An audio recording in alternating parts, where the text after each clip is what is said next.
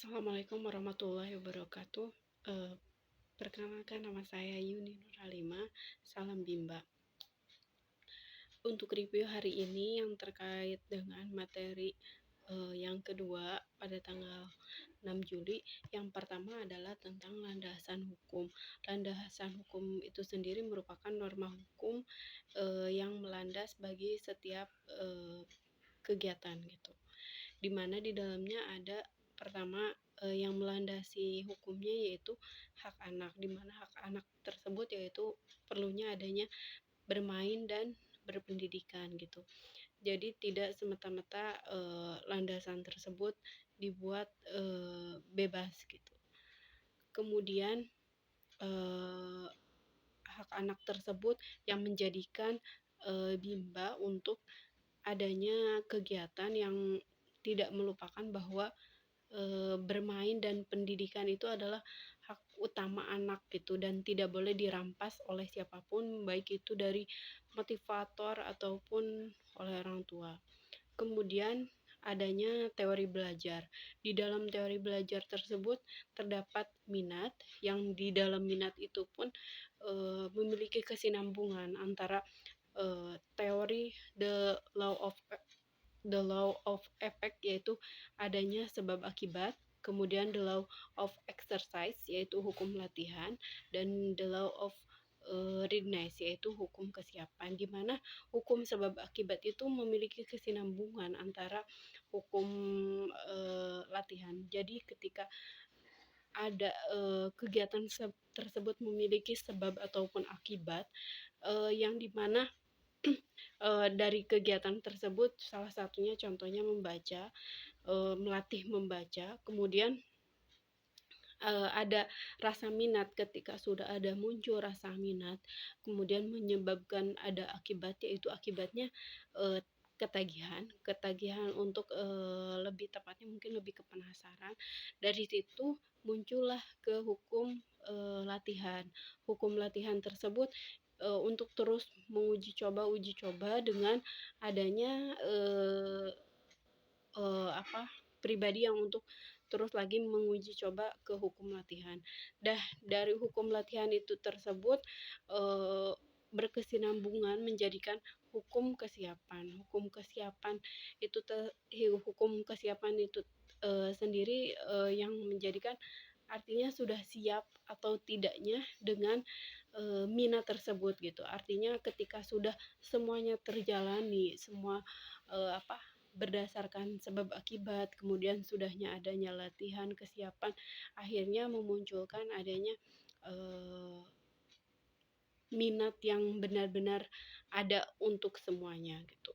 Dan itu menjadikan landasan hukum antara teori tersebut dengan adanya hak anak, yang menjadikan benar-benar teori yang landasan hukum yang benar-benar sangat dibutuhkan.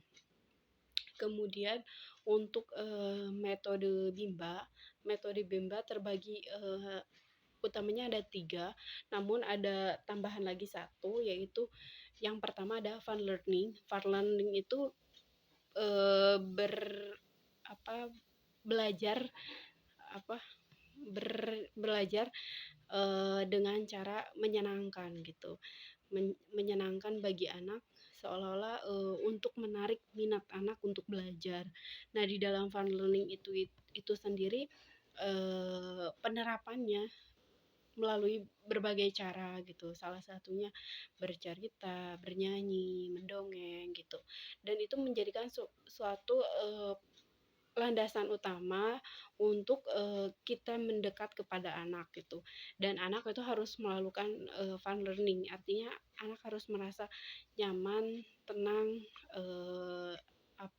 intinya menumbuhkan rasa minat anak untuk belajar ataupun muncul dari dalam dirinya sendiri gitu, tanpa ada paksaan ataupun tanpa ada ancaman baik dari orang tua ataupun motivator. Kemudian ke tahap selanjutnya ada small step system, yaitu kegiatan yang bertahap. Kegiatan yang bertahap tersebut menjadikan langkah setelah kita dengan tahapan pertama yaitu bercerita, mendengarkan, mewarnai segala macam. Kemudian ada tahapan selanjutnya. Tahapan selanjutnya itu tingkatan yang lebih tinggi lagi daripada fun learning itu, di mana anak diarahkan juga untuk tujuannya yaitu adalah pendidikan gitu. Salah satunya misalnya membaca kan, karena dilatih untuk membaca. Kemudian ada individual teori metode selanjutnya ada individual system. Individual system itu sendiri merupakan sistem yang anak sebagai subjek belajar gitu. Jadi anak itu bukan kita yang minta dimengerti, tapi kita yang harus mengerti anak gitu. Karena setiap anak memiliki karakter, memiliki penerimaan yang berbeda dari antara anak A dengan anak B, memiliki beragam pengembangan dalam menerima pembelajaran gitu. Nah, di dalam individual system itu sendiri, anak sebagai subjek belajar itu bahwa kita harus tahu gitu bahwa minat anak ini kemana, tujuannya kemana, dan kita harus lebih tahu, harus lebih mengenal karakter anak dari berbagai hal gitu. Salah satunya untuk mengalihkan anak ketika anak merasa jenuh ataupun ngerasa tidak ada minat, dan kita bukan memaksa gitu, tapi kita mencari cara bahwa kita harus tahu bahwa salah satu kesukaannya apa gitu. Nah, di dalam individual system itu juga ada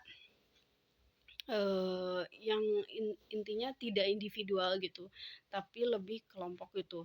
Nah, itu mungkin berbeda antara individual dengan sistem, yang dimana kalau individual itu kita harus memperlakukan satu, kemudian yang kelompok itu kita memperlakukan bersamaan gitu, memperlakukan grup grup tersebut secara bersamaan gitu. Kemudian ada metode tambahan yaitu variation skill, yang dimana variasi skill kemampuan dari baik itu dari motivator yang intinya di dalamnya itu harus memiliki variasi yang menjadikan tolak ukur kita sebagai motivator untuk lebih mengetahui anak gitu. Nah, di dalam variation skill itu atau variasi skill itu, teori tersebut memiliki teori di dalamnya, yaitu teori Bandul. Teori Bandul tersebut yakni seperti arah jarum jam, bandul jam yang tujuannya adalah di tengah, kemudian yang pinggir kiri ataupun pinggir kanan itu adalah sebagai penyeimbang gitu, penggeser gitu, seperti kiri adalah bermain, yang kiri adalah bernyanyi. Nah, yang tujuan utamanya adalah itu yang di tengah itu adalah sebagai untuk membaca gitu, dan membimbing anak gitu. Dan itu pun terus gitu, melatih gitu, dan kembali lagi kepada titik 131. Jadi kemudian balik lagi ke tengah gitu di teori Bandul tersebut. Demikian penjelasan review hari ini dari saya. Wassalamualaikum warahmatullahi wabarakatuh. Salam Bimba.